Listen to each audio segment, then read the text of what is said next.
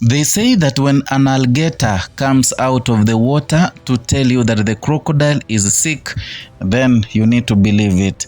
The way Farouk Kibet, the personal assistant of William Ruto, said recently that William Ruto is in trouble and tendered a very tough warning to Homa Bay Governor Gladys Wanga about the broad-based agreement. It indicates that it's true, William Ruto is going through hard times, especially ahead of the 2027 election, and he fears that he might lose the 2027 presidential election. Roll the tape.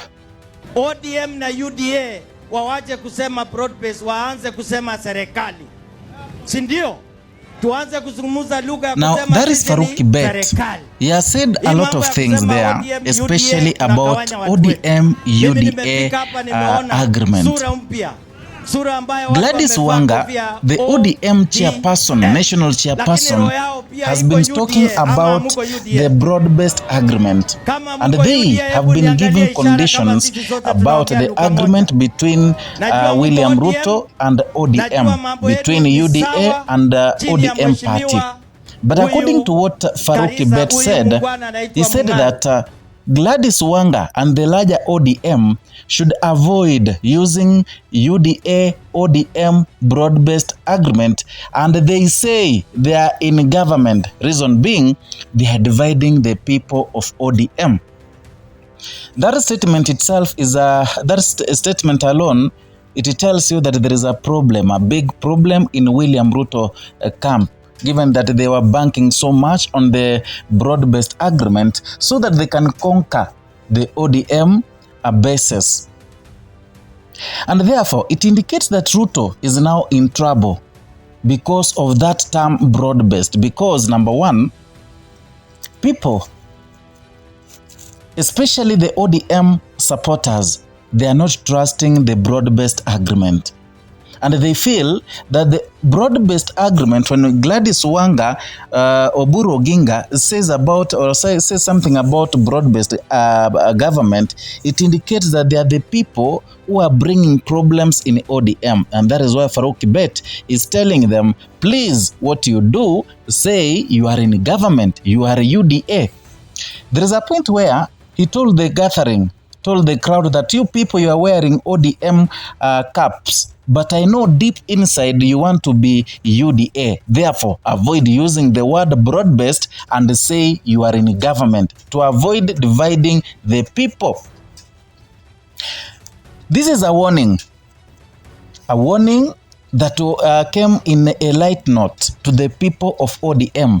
But here, he was warning Gladys Wanga. When you compare how Gladys Wanga has been saying and what Oburu Oginga has been saying, you can remove Oburu Oginga from the hook. And there it remains Gladys Wanga. She's been in the forefront saying that the broad-based government will give two conditions.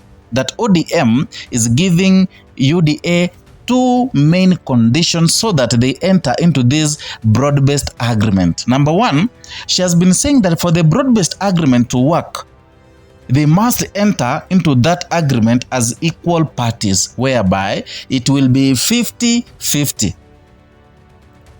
50-50, such that if the president comes from UDA, the deputy will come from ODM, something that has brought a lot of dilemma, and also it has brought about a lot of chaos within William Ruto's camp, because recently we saw people from the Kithure Kindiki's staff warning that Gladys Wanga should stay in ODM and avoid bringing chaos, because Kithure Kindiki, in as much as he speaks soprano, he has his own people from the Rakanidi who believe in him, and they were saying that William Ruto should not make a mistake of firing Kithure Kindiki to bring in ODM leaders.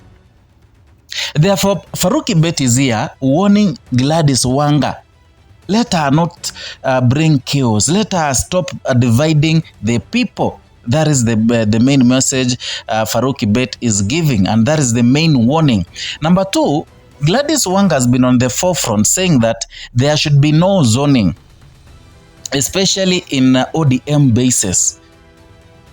Homa Bay County is known among the counties in Luo Nyanza. Homa Bay was the strong base of Raila Amolo Odinga, a strong base of ODM. And that is the reason why Gladys Wanga was telling William Ruto for them to enter into an agreement, a broad-based agreement. Therefore, they should allow zoning to happen such that there will be no any UDA candidate in Luo Nyanza, especially Homa Bay, and there will be no any UDA candidate in those perceived areas to be the basis of ODM. However, William Ruto said, stop that nonsense. In fact, using Hassan Omar, who is the Secretary General of UDA, they said that that is useless. They must fill the candidates in all places in Kenya.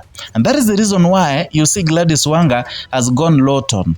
She doesn't speak so much lately, in as much as she says that they are in a broad-based, but she's not so much into the national politics. She realized if she goes on, immersing herself in national politics, she's gonna lose the gubernatorial seat. And that is why in the past 1 week, she's digging into the Homa Bay politics, making inroads in different wards, making sure she's close to the people of Homa Bay, because ameona sasa hivi kwenda hapa mbele mambo itakuwa magumu zaidi. Lastly, there have been indications that William Ruto bought ODM party. It has been said by the former Deputy President Rigathi Gachagua. It has been said by some of the Linda Mwananchi people who are in ODM, of course, but in a different faction. It has been said so much. But here, Farouk Kibet is confirming that William Ruto indeed bought UDA. Because you tell me, why is he telling the ODM to stop saying they are in broad-based and say they are in government? Waseme wako kwa serikali. You don't say that because they're in ODM.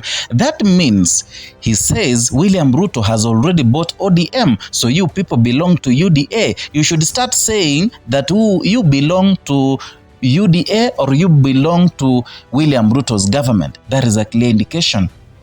So this one imetoa zile doubts zote zilikuanga about Rigathi Gachagua is just a bitter ex who wants to take revenge. ODM, wale wenye wanasema eti ODM iliuzwa wapi. And I remember there is a day even Oburu Oginga threatened to sue Rigathi Gachagua for saying that ODM is sold, that Oburu Oginga is among the people who are selling ODM to William Ruto. It brought a lot of chaos, a lot of debates happened, But now it is clear that ODM is already sold. That's why nauliza, nyinyi hiyo chama yenu mnaringaringa nayo ishanunuliwa. Mbona msiseme mko kwa serikali? You say you are in government. Sasa mmevaa kofia hapo za ODM, but ndani ya roho zenu najua mko UDA. Why don't you come out clear and be honest that you are in government? Tell the people, avoid dividing people. Yeah? So division hapa yenye anasema they are dividing people. Number one, they are dividing ODM bases. Number two, hiyo mambo ya kusema eti before tuingie government lazima mtupe position ya deputy president, yet washa sign deal wameuza chama, is useless. Ndio naambia acha kugawanya chama, do you know you are in government. Yeah, you are bringing a lot of chaos, a lot of tension, especially from Mlima Kenya, where the people in Tharaka-Nithi, they know that William Ruto anataka kufuta kijana yao kazi. Hiyo tension ipotee. Anyway, that is my opinion from Kenya Lens Media. You have your opinions too, and as I always tell you that opinions are like assholes. Everyone is entitled to one. So you can write your opinion down in the comment section. Even insults, I shall tell you that they are equally comments, and I'll reply to each and every comment you gonna write. And equally, if you're new here, consider subscribing, like and sharing our content. Hit the notification bell so that you can be receiving notifications each and every time I bring you a new content.